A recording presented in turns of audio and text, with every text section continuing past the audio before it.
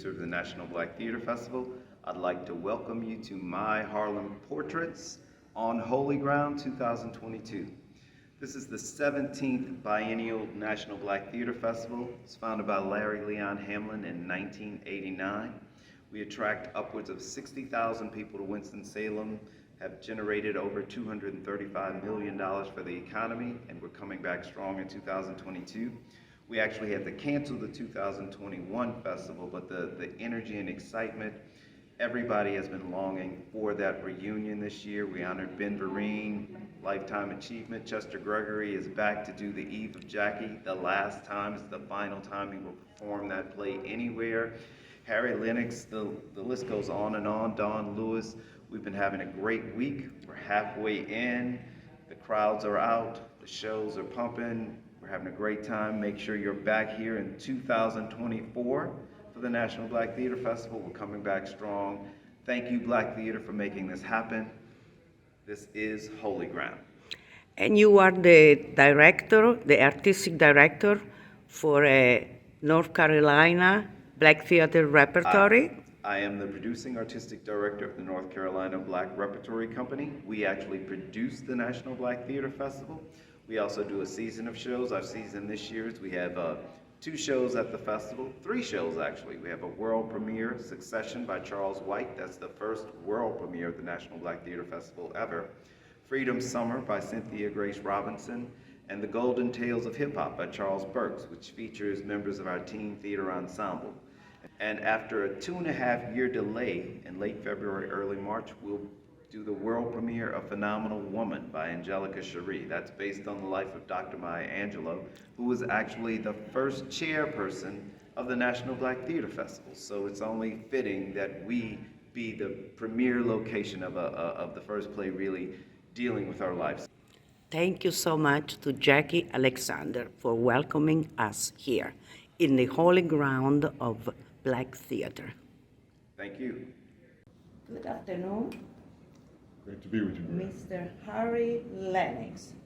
I am so incredibly happy to have you with us, with my Harlem Portraits. Benvenuto. Grazie. Io so che tu parli un po' di italiano. Sì, come no. Claro. Sei stato in Italia Sì. e hai lavorato in Italia. Sì, ho fatto un film con grandi attori inglesi, americani, come Jessica Lange, Anthony Hopkins, Angus McFadden, altri attori, Matthew Rhys, Jonathan Rhys Myers, tutti quanti. Ho fatto un gran film per me. Di Julie Taymor, grande regista nel mondo per me, specialmente in teatro. Però un film di Shakespeare, Titus Andronico. Oh. Tito Andronico. Andronica, fantastico. Yeah. So thank you. I'm very happy that you had this experience in Italy and lived there. Yes. Because you know how beautiful my country is. That's right. That's it. Yes. And now we are in another beautiful place. We are in Salem, North Carolina, where the National Black Theater Festival is holding its 17th biannual festival. And it's an amazing fair of the most exclusive and most talented actor, producers in theater, TV, and television in this country. And you are a guest here. Yes. And it's your first time. Tell us about this. So I'm a good friend of a man by the name of Lawrence Evans. He worked with us on the television show called The Blacklist. That's my normal television show. And Lawrence used to do some work with us as an actor. And he's been telling me about this festival for 10 years. Of course, I'd heard about it. It's very famous. But I never had the occasion to come here. Normally, I'm working in the summer. That's the best time for me to get work. I'm working now on another show, not The Blacklist, but something called Destination Heaven. But it seemed especially important to come now because they missed a couple of years because of the pandemic, the re-emerging live performances, both on Broadway and beyond, the kind of reawakening Yes. of live performance, I think, is very important, especially since I am myself about to create a performing arts center in addition to my dear friend Teron Patton and Dwayne Perry. So no time like the present. It was important to be here. I've had a great time so far. Fantastic. I'm so happy to see you here. The first time I met you, you were present at the screening of one of your movies in New York, Mr. Sophistication. That's right. That's when we first met. Is that right? Okay, that answers a lot of questions, because I know we've known each other for a while, for Yes. a long time, and I see you at all the important events, and we always have a great exchange. Yes. So I'm glad. Yes. Thank you for that Mr. reminder. Sophistication, and it was a wonderful movie. Thank you. You were the main character, you were the star of it, and I thought you were an amazing actor, so that's thank why we're still in contact.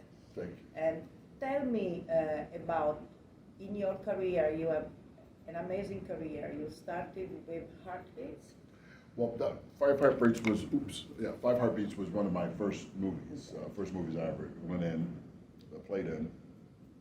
The very first one was called The Package, and it was with Gene Hackman. Oh, wow. Great Gene Hackman and Tommy Lee Jones and other great actors. But the Five Heartbeats was the first time I had a significant role, and that was in 1990. We shot that. It was Robert Townsend movie? Robert Townsend was the writer, director, star of the film. He's a fellow Chicagoan like me.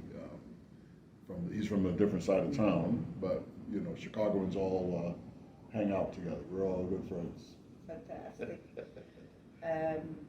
Also, I read in your bio that played the role of Adam Clayton Powell. Yes. Yeah. Great politicians from Harlem, so this is very important because we are at my Harlem Portraits. So tell us about Right. that a little.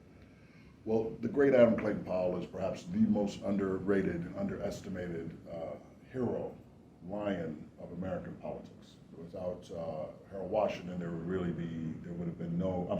without Adam Clayton Powell, there would have been no Harold Washington, I don't think. Without Harold Washington, there would have been no Barack Obama. There wouldn't have been any of these people coming along. But Adam Clayton Powell really was the author and the architect of what is called the Great Society. This idea that Bobby Kennedy and Lyndon Johnson and the great progressive Democratic leaders of the 60s and 70s, but he carved out legislation, 60 major pieces of legislation, including things like Head Start, National Endowment for the Arts and the Humanities, Title IX, which is used in a different way now than it was then. It has now been applied, of course, to LGBTQ issues, as well as women in sports and so forth. But it was originally designed by Adam Powell that any funds that were collected from the people as a whole should be used for the people as a whole and not be used to, in only one portion. Right. So this is an ingenious and important piece of legislation, but 60 major pieces. And without him, we really would not have had the great gains of a progressive society that we gained in the 1960s. And that we are losing now. And that are certainly under threat right now. Certainly under Unfortunately. Yeah. It's back and forth, it's terrible, but yeah. Muy confuido. It's the whole world right now. Yeah. Is, It's everywhere, unfortunately, it's everywhere. This is very interesting, the fact that because many of your roles are also very engaged, and I know that you have had a formation, una formazione, See? also very spiritual formation, because you were in a seminar, right? Yep. Yep. So this gives to your personality, to your person, a multifaceted and a global, you are 660 degrees, not 360, okay? So thank you. And that's very beautiful about you, because the show business can be very rough and very, but if you have a deep spiritual foundation like you have, I think it helps a lot. Well, it's from a purely mental point of view. I mean, of course, there is the spiritual aspect of it, but even from a psychological point of view, having a grounding in theology, philosophy, it helps. You know, it's a very confusing time. People are really fleeing from religion, and which is understandable. Religion has a lot of drawbacks. You use the word spirituality, which a lot of people are more comfortable with. Certainly, I'm comfortable with either. But that said, in the old days, like going back thousands of years, with people like Thespis, you know, the first actor that we give credit to, and so forth. These were religious festivals. Any of these things that they were doing in Greece were in honor of the god Bacchus, or the satyr festivals, or these kinds of things. So there is a kind of unavoidable connection between performance, theater, drama, comedy, and religious expression. How do we get to know God? How do we get to know the unseen? How do we put that into human form? Many people, of course, many philosophers believe that all of the things that we think of like thunder and lightning and all are just personifications of natural phenomena. That's arguably very true. But that said, knowing that and being able to approach, for example, in this new program I'm doing, Destination Heaven, I actually play God the Father. Oh, wow. Oh, wow. I hope he doesn't strike me with like, don't strike me, God. But that said, and it's very interesting. It's all modern. It's set in the modern day, and so having the background of, well, how did the writers and the directors arrive at this presentation of God? But I've been able so far to navigate this because of certain ideas that I've encountered through my training in the seminary, as you pointed out. So, yeah. And how do they feel about that? Well, they sort of let me do it at the moment. That's wonderful. Yeah, it That's is fantastic. So is this a TV show or a movie? Well, it's going to be a TV Series? show, a series, and it'll be for PureFlix TV. Oh, wow. PureFlix TV. It's a streaming show for right now.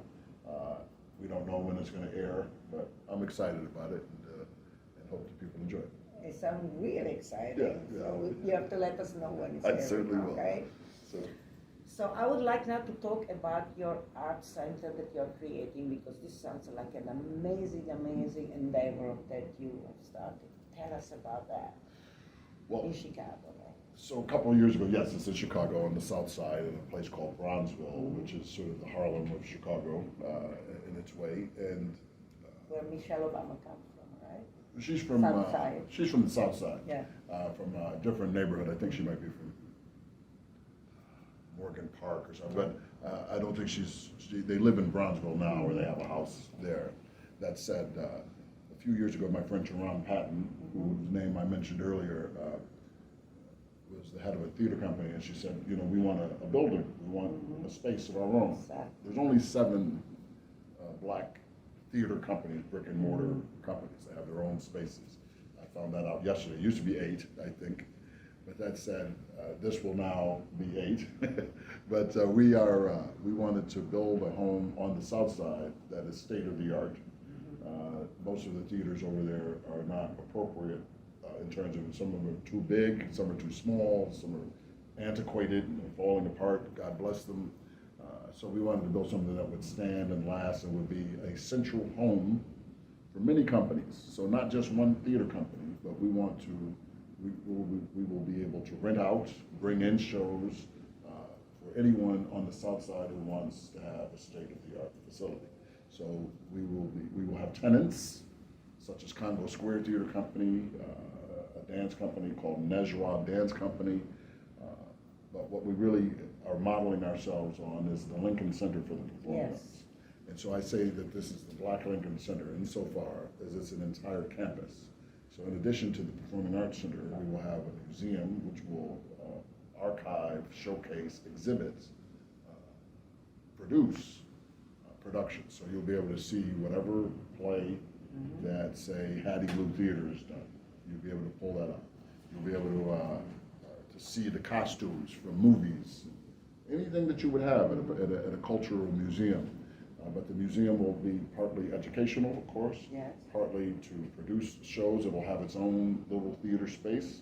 The museum is called AMPA, African American Museum for the Performing Arts. The Performing Arts Center itself will be called the Lillian Marcy Center for the Performing Arts. Lillian, by the way, was my mother's name, Yes. and Marcy is named after Marcella Gilly, who was the principal when I was a school teacher, my great inspiration and great mentor. So this is in honor Wonderful. of these two great women. That's a beautiful, beautiful tribute, people, Yeah. that have influenced your life like Yeah. that. This is a very ambitious and wonderful, wonderful project that you have. And you will be able also, for example, to have an archive for all the shows and all the plays that we are seeing here at the Right. National Black Theater Festival, right? That is the goal, yes. And we have archivists that we are going to be working with. They're called the History Makers, led by Juliana Richardson, who's the executive director there. But they are experts in archiving. They have thousands and thousands of hours of footage, of interviews, of shows with some of the most notable performers and politicians, thought leaders, and so forth. But for our purposes, there will be the archivist for this cultural center. How long ago did you start this and how did you have this idea? Well, I would say, this is a good question. In 2007, I can trace back through emails that I was sending out at the time. I was trying to gain support for AMPA, for the African American Museum for the Performing Arts. And when Tehran came to me and said, we need a building, it occurred to me, well, you need a building, a lot of people need a building, I want a building, we all want something where it would be an institution and a place where perhaps, people can go and get advanced degrees in the study of these art forms. 5 art forms: dance, theater, music, oratory, and film and television. And so the idea was sort of baking in my head until Tehran came up to me. I think it was in 2017, and ran into some friends of mine who were great developers in Chicago. It was all put together by my dear friend David Waite, and we started acquiring the property and all of that, and then we started thinking about what would go in to this facility, to this campus. So we want artist residence, for example. Yes. The people who perform there will need a place to stay when they're in town, or those sometimes on a longer basis, on a longer term basis. You'll need a place to eat. You'll need a place to rehearse. You need a place to build costumes and sets. So it needs an entire campus. And this is something that, again, I was inspired by the Lincoln Center in Carnegie Hall because of their ability. All of these things in a very close proximity. But New York has been doing this very well for a very long time, and there's no reason that Chicago, Los Angeles, Winston-Salem, and other places can't. My good friend Ekendayo Bandele at Hattie Lou Theater in Memphis now has 4 buildings. And Memphis is not a big market compared to Chicago, but again, that's an inspiration. If he can do it, then we know it can be done. My friend Jackie Taylor on the north side of Chicago is about to acquire a 2nd building, an annex to the Black Ensemble Theater. They have a show here now that they will be doing later in the week. I won't be able to see it here. But that said, it's been done, and it can be done on the north side, in Memphis, in New York, and it can be done on the south side. It's fantastic. It's really fantastic because theater is my first love. Since I was a little girl, I was writing plays. Is that right? Yes, I was writing plays and sending the invitation to the neighborhood, the children of the neighborhood, and coming and setting up the stage and everything. So it's my first love, and Black theater is just, to me, one notch up. because it's spice is like Shakespeare, Right. spiced up like that. Right. It's just amazing. Yeah. Okay. It's got a amazing. certain flavor, Yeah. right? That's it. Yes. Yes. And having in Harlem, they're telling me that many of the black theaters that existed do not exist anymore. There is only the New Heritage Theater and the National Black Theater and another theater that are still. Yes, I know the National Black Theater had a plan to be housed in a new construction, it's like $125 million Yeah. construction, just on the building other it side of the now. park. They're building it now, Yeah. great. I don't think they've been in production for a while, but there's the Classical Theater in Harlem, which does not have its own space, but they're trying to build one, run by my good friend Ty Jones. Yes. Ty, so hopefully they'll be able to get a space as well. But, you know, when you think about Woody King, who was honored last night, Exactly. there's a new Federal Theater, and they had the Rosary Henry River. seats. Yeah, yeah. So, and of course, La Mama, Mm-hmm. which was started by a black woman down in the Lower East Side. So it has been done. Yes. Of course, the great Douglas Turner Ward, who we lost recently, had the Negro Ensemble Company. Mhm.